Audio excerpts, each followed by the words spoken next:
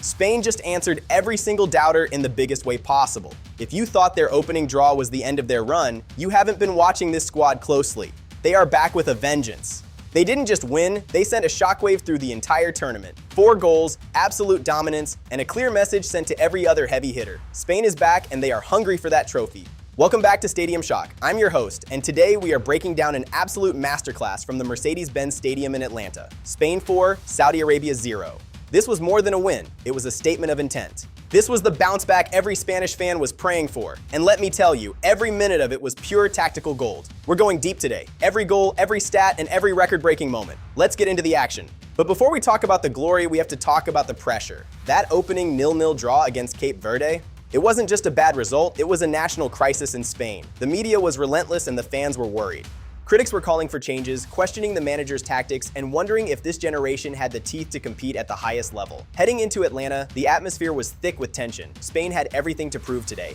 But today, Spain didn't just find their teeth, they showed the world they can still bite hard. From the opening whistle, the intensity was on another level. They weren't just playing football, they were hunting for redemption and respect. On the other side of the pitch, Saudi Arabia came in high on confidence. After a very respectable draw against Uruguay, they thought they could park the bus and hold the line. Unfortunately for them, Spain had the keys to the entire stadium. It all started with tactical discipline. Spain flooded the midfield from the jump, using Pedri and Gavi to create triangles that Saudi Arabia simply couldn't track. They were cutting off every lane and forcing the Saudi block deeper and deeper.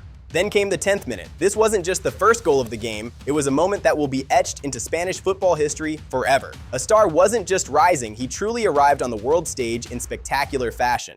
Mikel Oyarzabal receives the ball out wide. He's got space, he's got the defender backpedaling, and he's looking for the run. He scans the box and spots the movement at the far post. It's a perfectly timed pinpoint delivery. He whips in an absolute peach of a cross. It's got that dip and curl that defenders absolutely hate. It sails over the entire Saudi backline, finding the one pocket of space where the keeper can't reach it. And look who's waiting. Lamine Yamal, a clinical, composed back post finish. The 18-year-old wonderkid has done it. In the 10th minute of a high-pressure World Cup match, he keeps his cool and tucks it home. 1-0 Spain, and the dream begins. Look at that celebration. Atlanta is absolutely erupting. This is exactly what the hype was about. People were calling him the next big thing, but today, Yamal proved he isn't just the future. He is the absolute energy of this team. The composure to time that run at 18 years old is just unheard of. Most veterans would be shaking in their boots with that much expectation, but Yamal made it look like a casual Sunday afternoon training session. Pure class.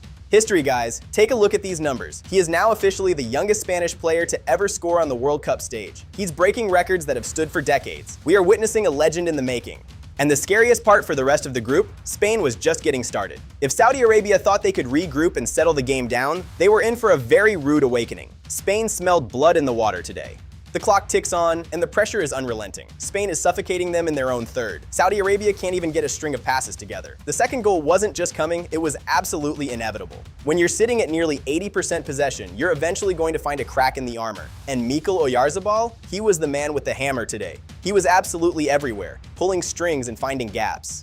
He receives a sharp zip pass right on the edge of the 18-yard box. His first touch is magnetic, sets him up perfectly for the strike. He looks up, sees the opening, and he doesn't hesitate for even a split second. Boom! Straight into the bottom corner. Clinical. Power, precision, and zero chance for the goalkeeper. Spain 2, Saudi Arabia 0. Oyarzabal adds a goal to his earlier assist, and Saudi is looking completely shell-shocked. That is how you lead a front line. Oyarzabal was the orchestrator for the opening goal, and now he's the executioner for the second. The man is playing with a chip on his shoulder today, silencing every single critic.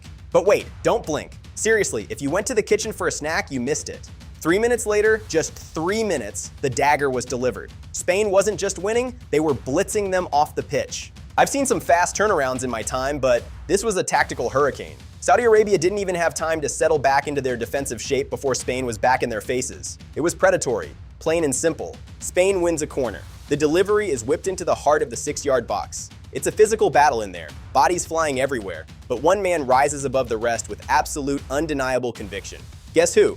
Oyarzabal again, a thumping header, 3-0 inside 24 minutes. Spain has absolutely dismantled the Saudi defense in a quarter of an hour. This is the kind of football we expected from the very first whistle. Is this even the same team that played Cape Verde? Because this version of Spain looks like they could take on the 2010 world beaters. Absolutely ruthless in front of goal. Oyarzabal is having the game of a lifetime today. Halftime. The game is effectively over. Saudi Arabia looks completely defeated, walking off the pitch with their heads down. Spain, on the other hand, looks like they're just warming up for the big knockout rounds. Dominance. The midfield control was the absolute key here. Pedri and Gavi were just pinging balls around like it was a game of keep away. They made Saudi Arabia chase shadows for 45 minutes straight, a tactical masterclass. The second half starts, and you'd think Spain might take their foot off the gas, maybe save some energy for the next round. Nope, not today. 4 minutes into the half, and the misery continues for the Saudi side. It hits Hassan Al-Tambakti and completely wrong-foots the goalkeeper. An own goal to make it 4-0. Sometimes, when it's not your day, the football gods just don't want to know. A tough moment for the defender. You really have to feel for Al-Tambakti there. He's been a rock for Saudi Arabia, but against a Spain side, this clinical, every tiny mistake is magnified. 4-0, and the route is officially complete in Atlanta. Now let's talk about the big stories. First and foremost, Lamine Yamal. At 18 years and 344 days, he is officially the youngest Spanish scorer in World Cup history. Let that sink in for a second. He's entering territory occupied by legends like Pelé and Mbappe. The weight of expectation on this kid's shoulders is enormous, and yet he's handling it with the maturity of a 10-year veteran. It's truly amazing. And Mikel Oyarzabal, what a game. 2 goals and an assist. He's been the subject of some harsh criticism lately, but today he proved he is the heart and soul of this Spanish attack. Man of the match, no question. Now let's look at the table. Spain moves to 4 points with a massive goal difference boost. They're sitting pretty at the top for now, pending other results. The crisis? It's officially averted for the Spanish Giants. So, the million-dollar question, are Spain genuine contenders for the trophy? They certainly looked like it today. They were fluid, disciplined, and most importantly, clinical. But let's not get ahead of ourselves just yet. I want to hear from you guys. Is Lamine Yamal the best youngster in this tournament? Or is Oyarzabal the real key to Spain's success? Drop your thoughts in the comments below, I'll be reading them. If you enjoyed this breakdown, do me a huge favor and smash that like button and hit subscribe for more Stadium Shock content. We've got more World Cup reactions coming your way every single day. Thanks for watching. I've been your host for Stadium Shock, and this has been our breakdown of Spain's 4-0 victory in Atlanta. Thanks for watching, stay hyped, and I'll see you in the next one. Peace out and take care.